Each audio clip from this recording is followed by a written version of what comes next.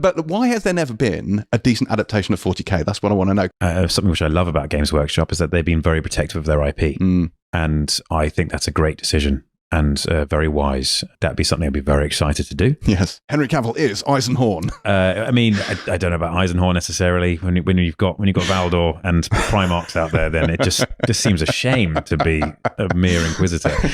But I'm glad they have protected their IP. Yeah. And there haven't been just loads of TV shows and movies and stuff done poorly. It needs to be handled perfectly. Yeah. It needs to be handled to a Lord of the Rings level.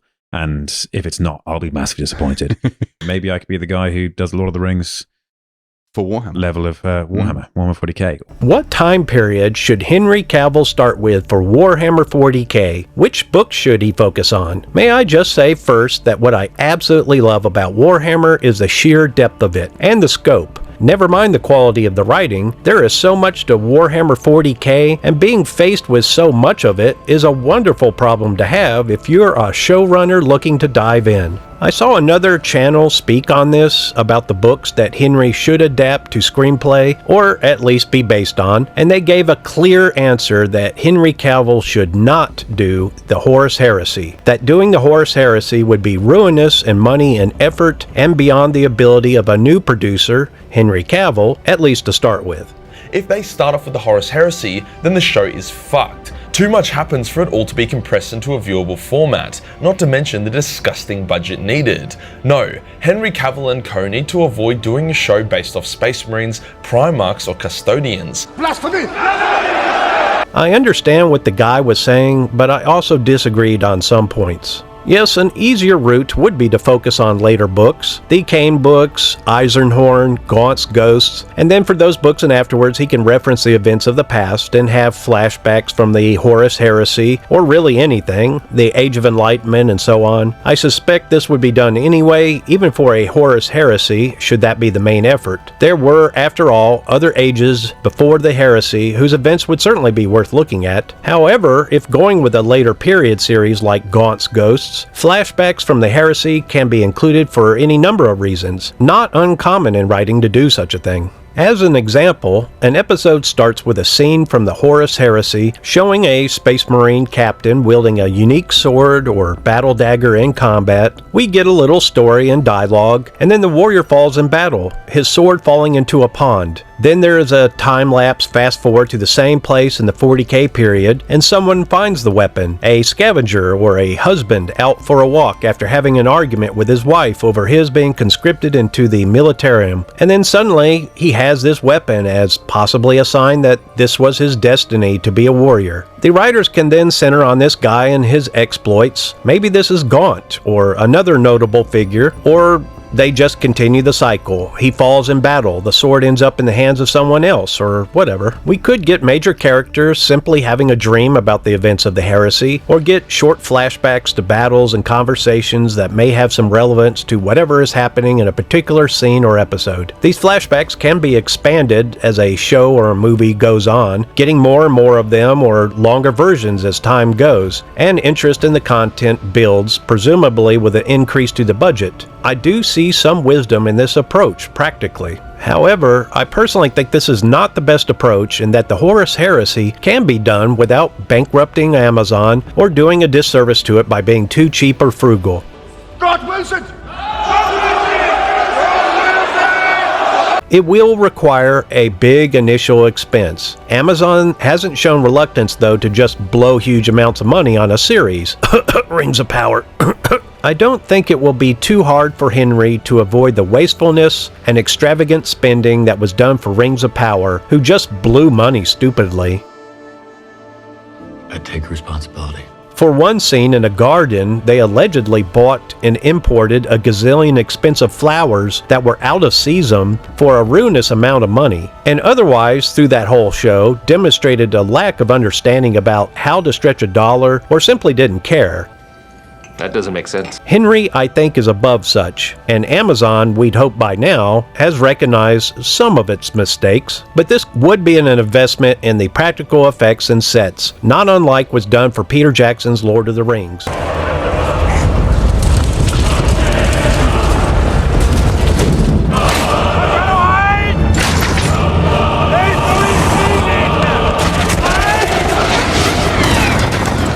way to workshop creating armor, costuming, weapons, and the like. The good thing about this, since we are talking about a series of movies and shows, all of what they make should be reusable, and that value would go up the greater the effort and size of what they are doing with shows and movies. And brother, does Horus Heresy have a lot to it. How many books? 70?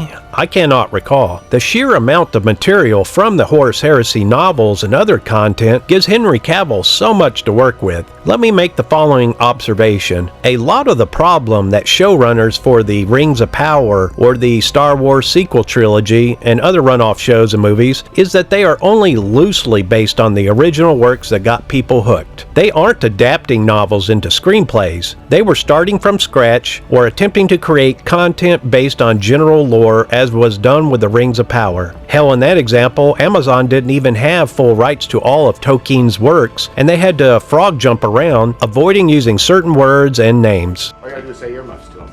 Earmuffs. They can say fuck, shit, bitch, whatever you want. Cock, balls. So right away, if Henry is truly wanting to respect the IP, and he says he does, then adapting books to the big screen gives him huge advantages. Another problem that the showrunners for Star Wars sequels and the Rings of Power, and those for She-Hulk, the Loki show, and so many others, is that they were also trying to deconstruct the IPs, destroy them, or appropriate them with social political agenda. They were not trying to respect the source material, which is why Disney didn't go with the existing Star Wars books and canon, even loosely, and why Rings of Power butchered Tolkien. To be the poster child of accessibility for people of color, for women. It's not a secret, I'm the first of color, you know? So I thought also it would be beautiful to bring something that was of our people. She is the first dwarf of color. There will no longer be a time where you can say there are no elves of color. So we erased that one. We are both activists off screen. It's Middle Earth, there's never peace, right? If like Sauron is hot, I feel like people will be like, I can fix him. Middle Earth.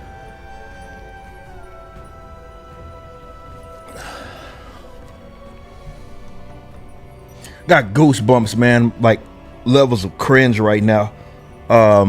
Which that's like a level 5 cringe. They were deliberately taking something people loved and destroying them, and insulting the fans. Really enjoyed insulting the fans, as that has become the standard operating procedure now for liberal actors, directors, and producers when facing the least backlash.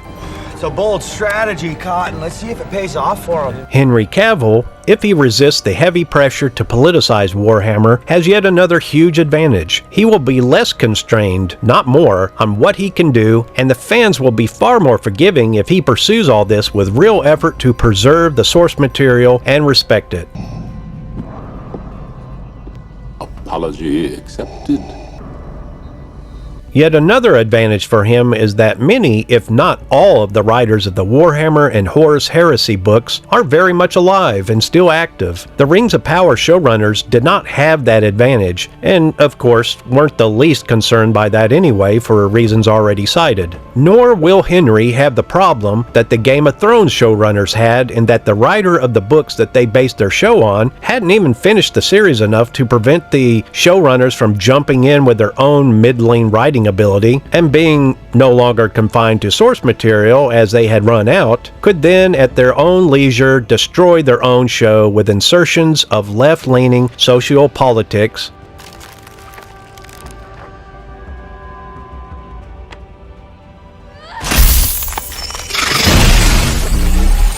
and horrible, truly horrible writing.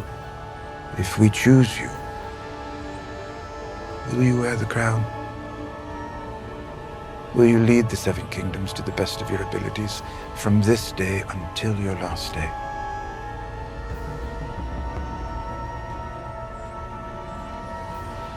Why do you think I came all this way?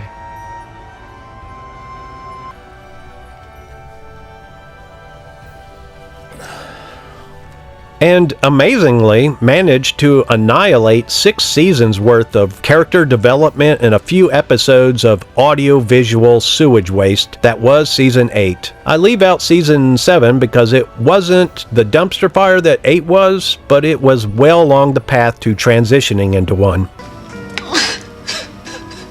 Don't do that. So Henry Cavill will be able to do the Horus Heresy or any other project with plenty of material already provided and in great depth, without any limitations because of a lack of rights to the IP. This situates him very well, and that will translate into profit and savings. The Horus Heresy has so much to it that he need not ever do anything else. They could easily generate a slew of movies and shows on this by itself. God wills it! God wills it! These are some weighty books as well. One of them could easily be stretched out over several movies or shows, but not so lengthy that consolidating a novel into just one show would mean losing too much. Again, it's a good problem to have when you got this much material. Cutting something down is so much easier than stretching something out with too little material to go on. Rings of power. What? Were you saying something? A challenge Henry will have with the Horus Heresy adaptation would still be a problem, I think, with others, though, to a much lesser extent. And these are technical and effects in nature mostly. Titans and Space Marines and huge battles and sets. Hell, in later books, we're looking at the seat of the Imperium on Terra, the Imperial Palace being nearly the size of a small country. There will be obstacles to presenting these in various situations, and not just in combat. The Heresy has Astartes, Custodes, and even Primarchs as the main characters in everything from casual conversations to duels, and then later on, full demons and the like, with the human characters being somewhat more in the background, with some notable exceptions like Euphrates Keeler, Remembrancers, and so on. This would be challenging, and if Henry goes this route, it would be ambitious, but there is never going to be a better time to do it. Active writers still being around to contribute to this effort, Star Wars and other IPs that might have been competition for Warhammer, now in flaming financial downward spirals into woke nightmare hell. Search your feelings, you know it to be true. Huge demand for this from fans, huge demand for this by everyone sick of the same crap and same leftist narrative being pushed in everything.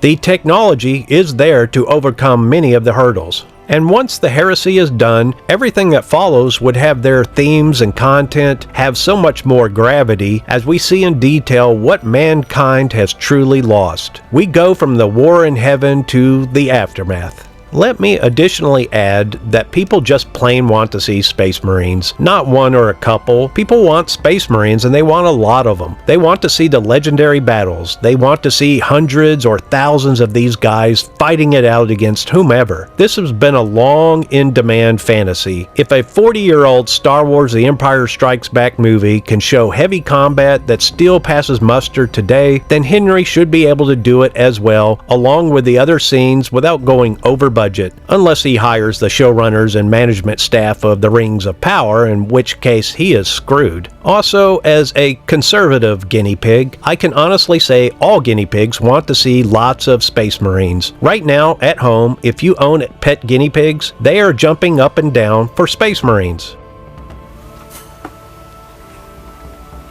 Where did that come from? But come on, guys. People want more than token glimpses of Astartes, Titans, Primarchs, and the rest. People will settle for what they can get, like a starving man desperate to eat will settle for a cracker. If you're starving and somebody throw you a cracker, you're gonna be like this. God damn, that's the best cracker I've ate in my life. But they'll never pass up a steak dinner for one. Now, I am hearing rumors, very, very unconfirmed, but nevertheless, it is floating around that Henry is indeed seriously considering doing the heresy, and that this is the favored direction as of this time. Again, this is unconfirmed, the leaker is unconfirmed, and I believe it is way too early for this to have already been decided and moving forward. I have to assume at this point that Henry is still considering options and nothing is set in stone. As for other possibilities, well, there are many. Any of the popular ones would be fine choices. I rather favor Gaunt's Ghosts. We will see though. Who knows, maybe this video will find its way into Henry's hands and convince him to go with the Horus Heresy. In which case, if it fails, I deny ever having said any of this. Thanks for watching my video, guys. Please subscribe to my channel, it really helps. Like and share my video with your friends, and feel free to comment your thoughts and ideas below, including what topics you'd like to see me cover in the future. Have a blessed day.